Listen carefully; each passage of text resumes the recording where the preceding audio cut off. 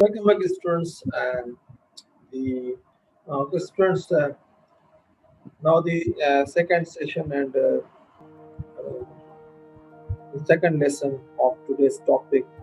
And now I'm going to discuss with you regarding the elements of the crime which make the responsible liable to the individual regarding the crime of genocide.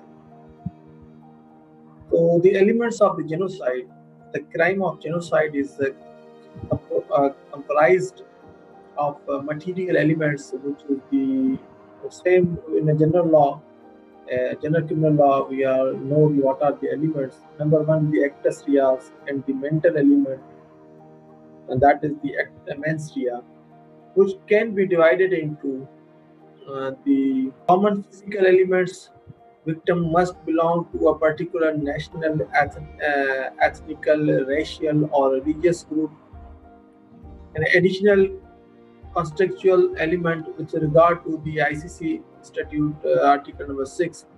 The conduct took place in the context of a manifest pattern of the similar conduct directed against that group or was conduct that could itself affect the group's destruction. The common mental element is specific intent of the crime of genocide. The perpetrator intended to destroy in whole or in a part the national, ethnical, racial, or religious group, which, as such, the physical, actus rea, mental mens rea elements required for each specific or so-called underlying offenses. So, what groups has been established or created by understanding this element, national, ethnical, racial, or religious groups which cause to commit the crime of the genocide. So further, the material elements which are constitute that offense, only group of the constituted through national, ethnic, racial, or religious are protected under the definition of the crime. This list is exclusive. The drafter of the Genocide Convention purposely limited Article 2 and the protection of the four named groups. Common to the protected group is the fact that group membership is generally determined by birth and is of a permanent and stable nature. Then the criteria for the group classification, the common criteria is common customs, language or religion or visible characteristics such as a skin color or stature. But it's also possible to see group characteristics subjectively or rely on the social ascription process, that is a group of self-perception or its perception by others as national, ethnic, or racial or religious groups.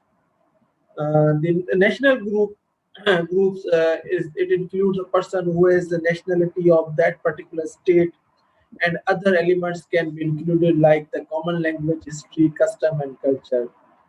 The ethnic groups, an ethnic group, a group of human whose the members identify with each other through a common heritage that is real or presumed.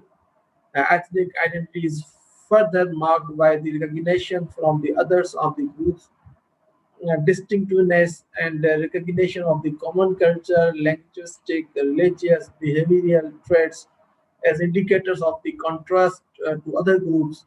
Ethnicity is an important means through which people can identify themselves. Some believe that ethnic groups were a subcategory of the national groups. Another believed that the concept of the ethnicity was identical with that of race. An ethnic group is distinguished in a particular by a specific culture, tradition, and common history. The members of the group speak the same language, have the same customs and traditions, and share a common way of life. And thereafter, the racial group. Racial group includes the member exhibit the same inherited visible physical traits, such as skin color or physical structure.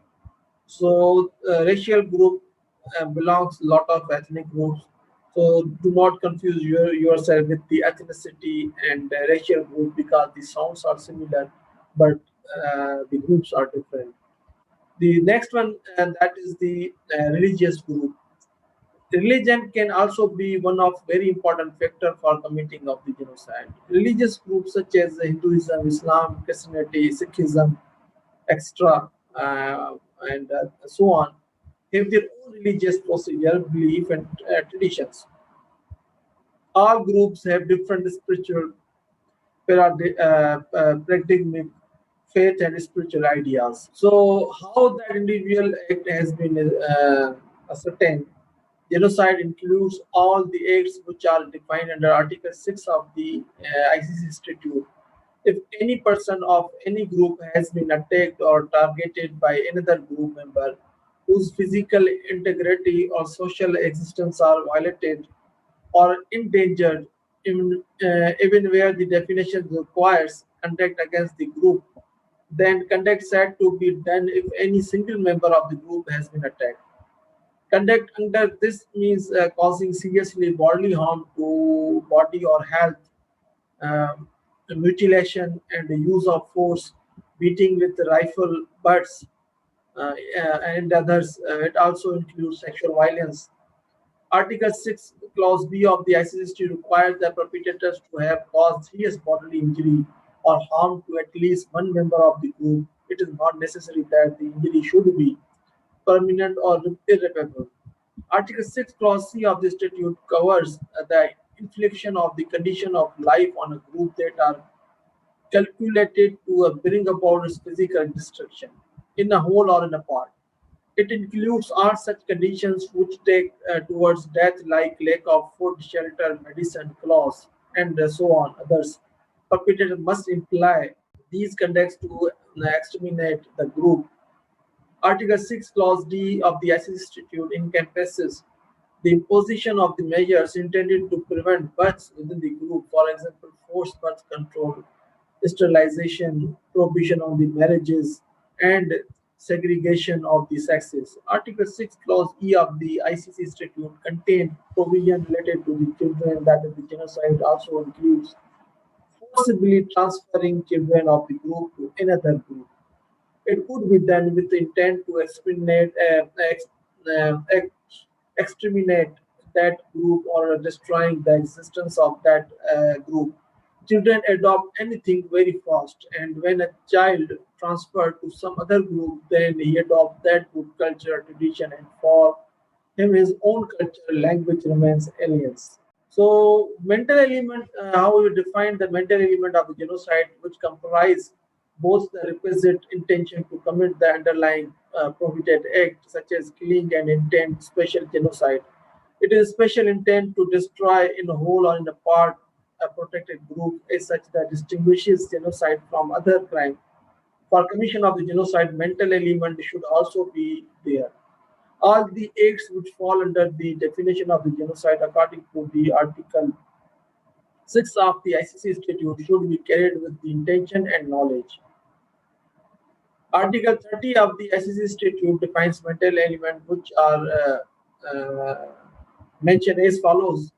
Number one, unless otherwise provided, a person shall be criminally responsible and liable for the punishment for a crime within the jurisdiction of the court only if the material element are committed with the intent and knowledge. Number two, for the purposes of this article, a person has intent where, in relation to conduct, that person means to engage in that conduct.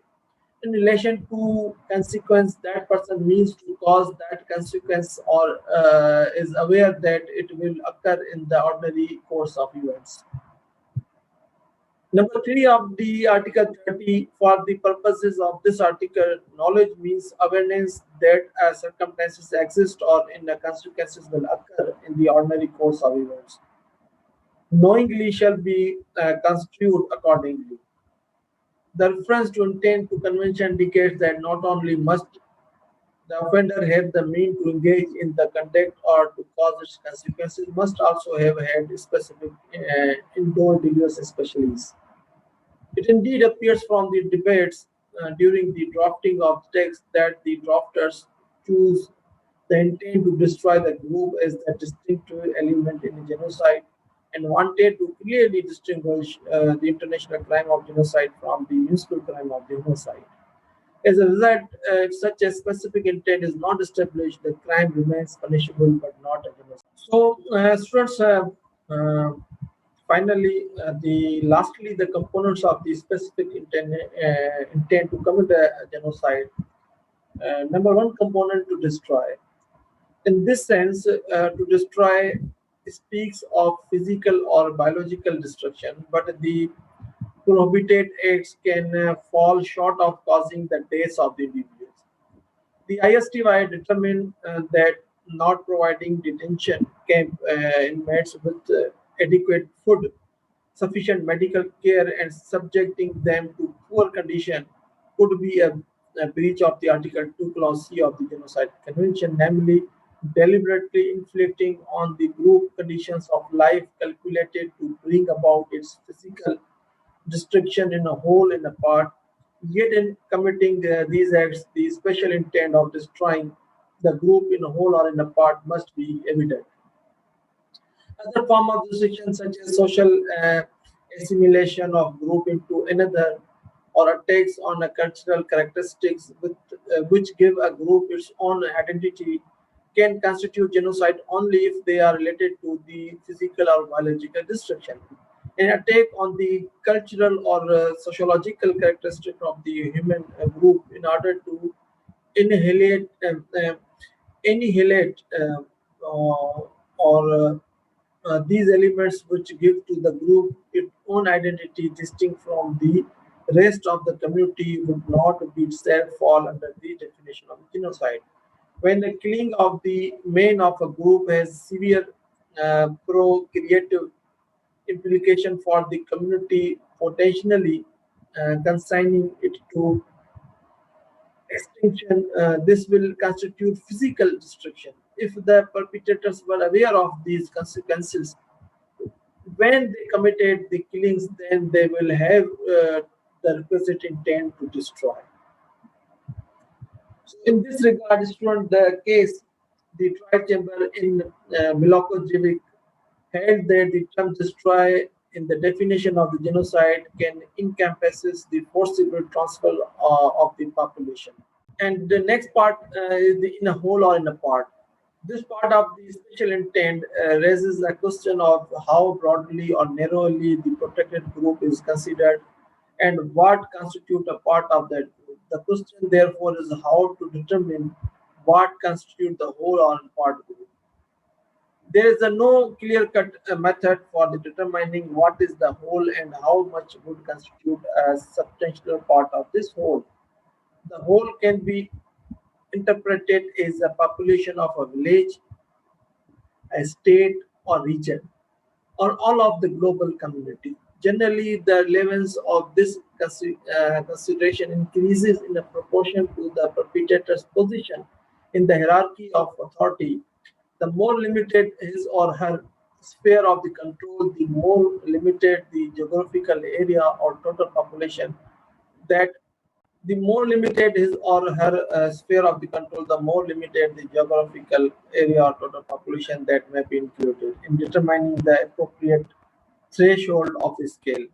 Reason Dona case, the ISTR trial chamber held that the term in a part implies a reasonably significant number relative to the total of the group as a whole, or else a significant section of group such as the leadership. Hence, both proportionate scale and total number are relevant.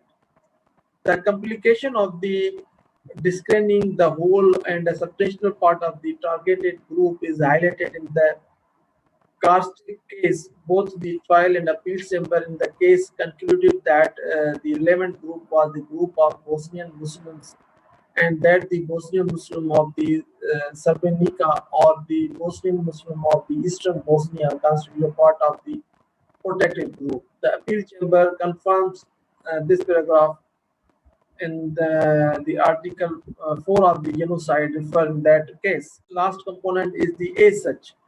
The term as such was added to the definition of the genocide is a compromise in the absence of the agreement concerning the inclusion of the motive as a constitutive element of the crime. Indeed, while the phrase may be interpreted as introducing consideration of the motive, most writers have seen it as simply reinforcing the fact that the individuals are selected as a victim due to their membership of the group. The concept of the intent and motive are not equivalent and must be distinguished from each other. While individuals may commit crime intentionally, they can do so for a variety of the motives. For example, the personal motive of the perpetrators of the crime of genocide may be to obtain personal economic benefit, political advantages, or power. The existence of a personal motive does not preclude the perpetrators from also possessing the specific intent to commit genocide. The fact that an accused took pleasure in killings does not detract in any way from his or her intent to perform such killings. This is a matter that goes to motivation. Similarly, the evidence that an accused was acting in the quest of the personal goal, such as vigilance, enrichment, or for the elimination of the business competitors, makes explain their motivation but does not preclude a finding of this person. So the case which I have already shared with you, that is the uh, Niatinga. In that case, would define a such class, and even in the existence of the personal motives may not be raised as a defense to the genocide. On the basis of that, such motives exclude the mens rea, nonetheless it can be urged in mitigation at the sentencing stage, if appropriate. However, a plea that a person committing genocide, for example, for motives of personal enrichment, may not be the most deserving ground for the mitigation. Students, it was the elements of the genocides, and we have discussed with the factors which actually constitute this crime, and also we have mentioned the articles which are related with the crime of the genocides. So after this, the final discussion regarding the conclusion of this topic, that will be the final lecture of today's final topic of the today's lecture. Thank you very much.